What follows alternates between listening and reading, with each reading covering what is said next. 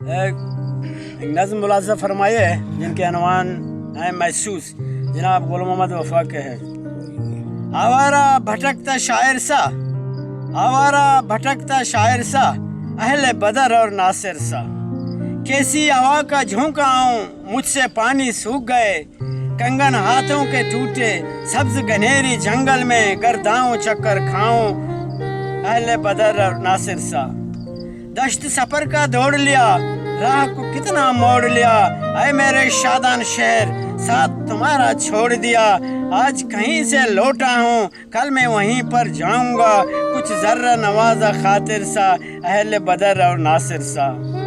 پھولوں کی ایک گلی لگی، کمی نہیں جو کلی کلی، بند دریچے پھرنے کے، کیا میں کوئی ہرنی ہوں؟